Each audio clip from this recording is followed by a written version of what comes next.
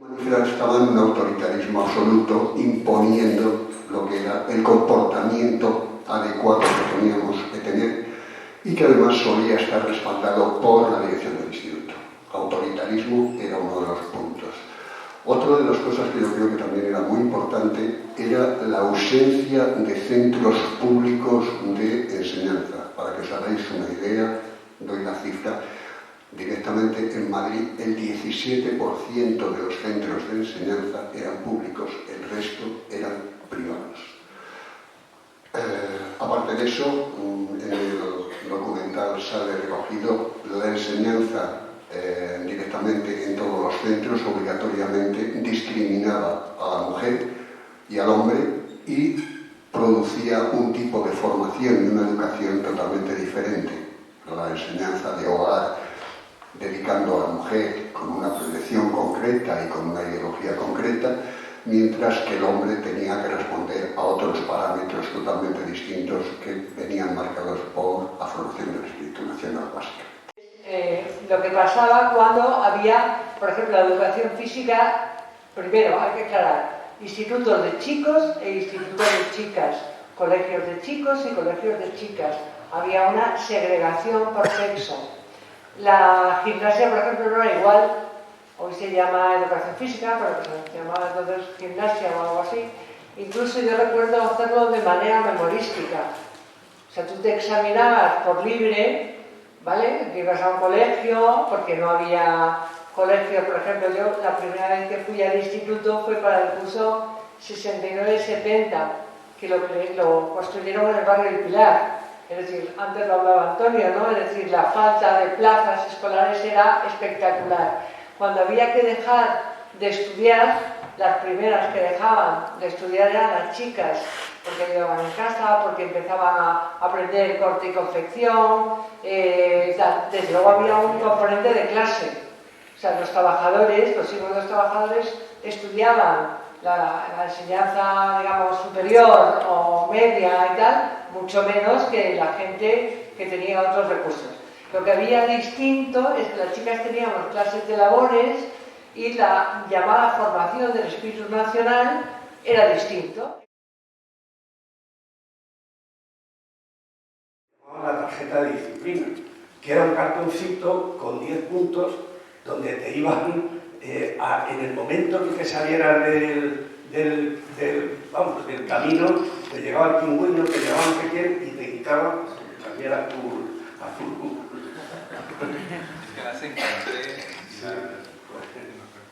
Y entonces, aquello, claro, pues, entre todo el alumnado, que desde los 10 años hasta los 17, pues aquello fue un revulsivo que organizó aquella protesta de forma espontánea y donde participó prácticamente todo el instituto.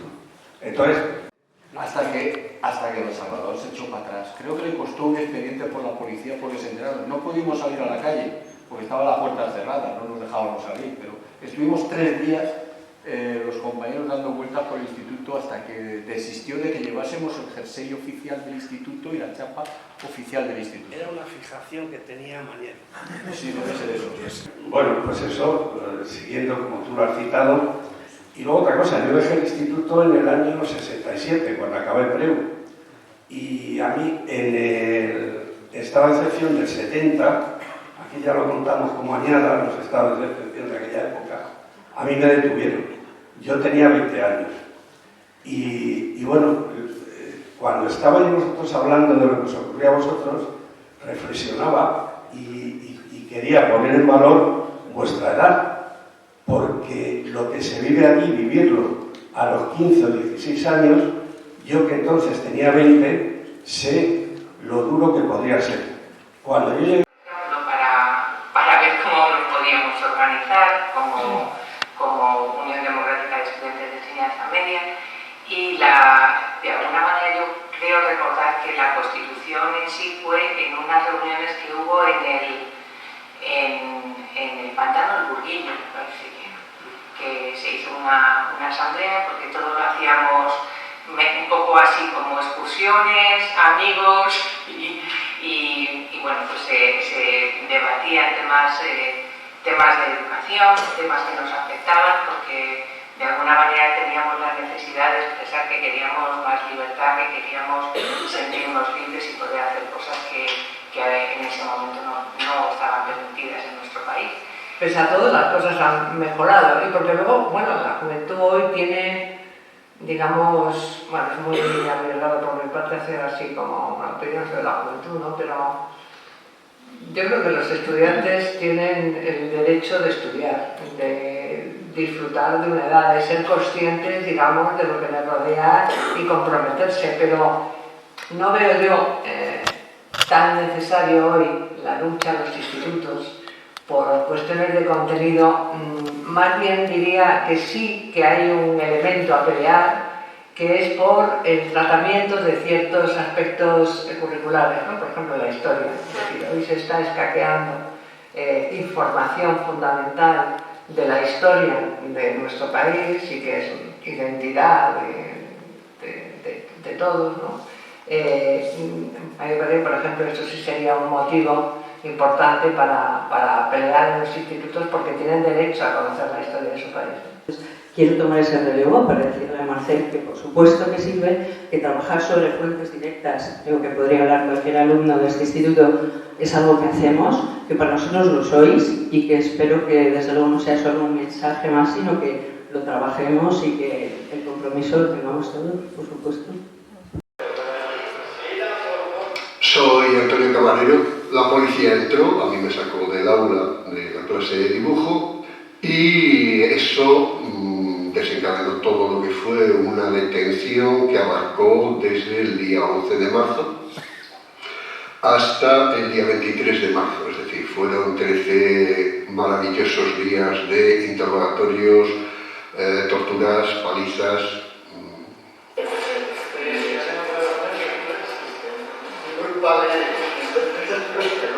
Soy Santiago Lago, nací en 1952 y entonces tenía 17 años recién cumplidos. Me tuvieron en mi casa, fue un par de miembros de la política social. Cuando estábamos comiendo, estaba solo con mi madre y fue una sorpresa para mi madre, aunque bastante sospechas tenía porque yo en casa no había dicho nada de lo que pasaba. En que se nos escapó la gente a las aulas, chicos y chicas, y tuvimos una movida que no por la boca que no. Sí, Rubén Villa Benayes es mi nombre. La mía fue en casa, por la noche, revolvieron todo, iban buscando documentación, iban buscando panfletos, supongo, libros.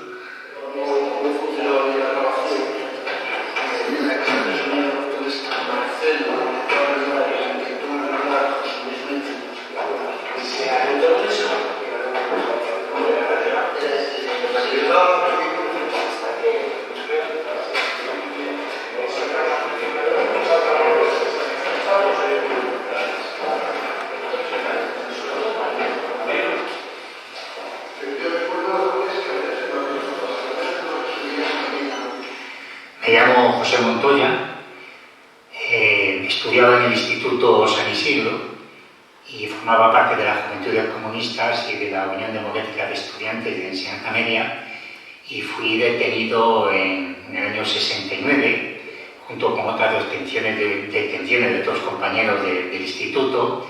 Mi detención, yo tenía entonces 15 años, es decir, era pequeño, incluso menor de edad, no tenía ni la edad penal, que era los 16 años.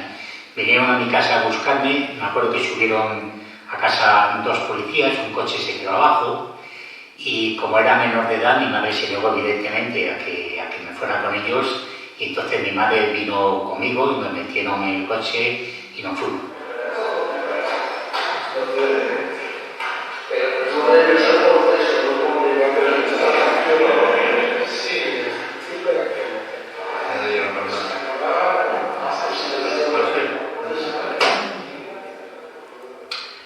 Soy Marcel Camacho.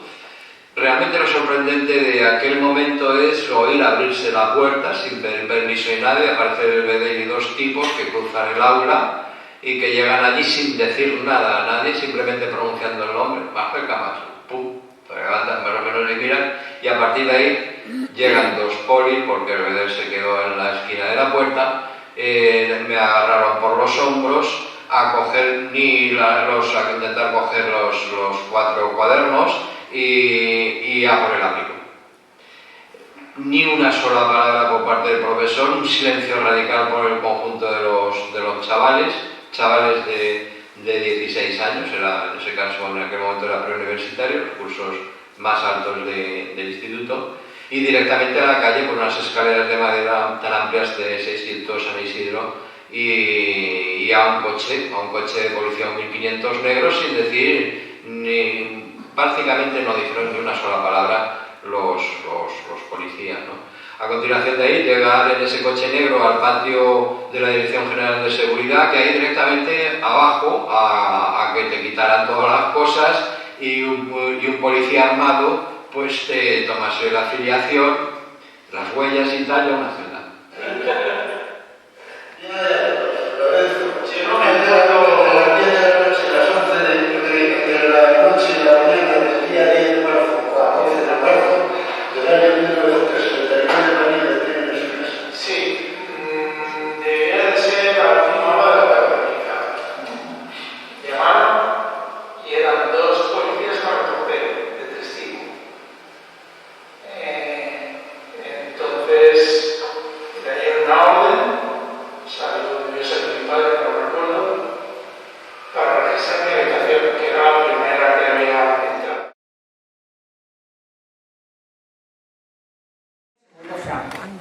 Bueno, fue un día memorable.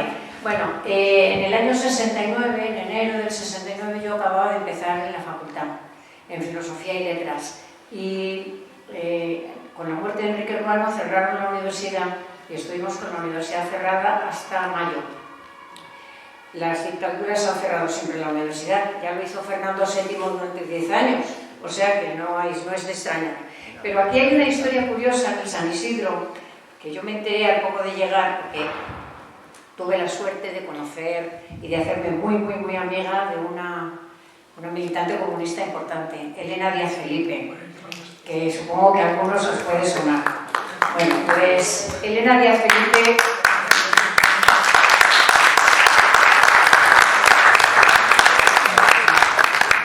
fue mi íntima amiga. Cuando murió yo me quedé sin íntima amiga. El caso es que ella me contó, ella ya llevaba en el San Isidro varios años, y me contó una historia curiosísima. Y es que cuando ella llegó al instituto, probablemente vosotros a lo mejor llegasteis después que ella o fuisteis alumnos suyos, no lo sé. El caso es que ella me contó una historia muy curiosa. Y es que en el claustro ahora hay una maravillosa biblioteca con unos fondos impresionantes. Cuando ella llegó al instituto, ahí no había biblioteca, estaba tapiado. ¿Y por qué estaba tapiado? Pues porque a las dictaduras no les gusta el conocimiento, no son aficionados al estudio, no son aficionados a que la gente conozca cuantas más cosas mejor. Yo ahora le digo a mi nieta mayor, cuando me dice, es que ¿para qué tengo yo que saber esto? Digo, cuanto más sepas, menos te engañarán. Nada más. Muchas gracias. Elena Díaz Felipe era mi tía. Yo soy uno de los detenidos ahí. Y fijaros que ella era catedrática de francés. Estaba aquí, para que veáis cómo la sociedad avanzaba. Estábamos en todos los sitios, la gente progresista. Y los chavales de 15, por ejemplo, estaba Rosa María Pereda también, que es una intelectual totalmente conocida y tal. Entonces, si habría que hacer un estudio, lo digo yo, ¿para qué existe una ley de memoria democrática que no ayuda? Porque claro, lo que podemos hacer son estas cosas artesanales, pero no podemos hacer gran cosa más, y más a las edades que ya tenemos. Entonces, para eso debería haber la ley democrática, lo que debía era poner equipos de investigación a trabajar seriamente en este tema y no vendernos. Yo soy los compañeros que están aquí, conozco, pero quiero hacer un canto al instituto. Esto es el Instituto San Isidro. Gracias a su dirección, hoy estamos aquí hablando de esto. En este aula, que si habéis visto se llama el profesor Ayala. Este espíritu nos inculcó Yo he ido por la vida, he hecho mucho, he sido docente, soy docente. Y siempre a orgullo en los sitios han dicho el Instituto San Isidro como cuna de objetividad, libertad y lucha. El ejemplo son ellos. Lo siento por las que no son del Instituto San Isidro, pero aquí no.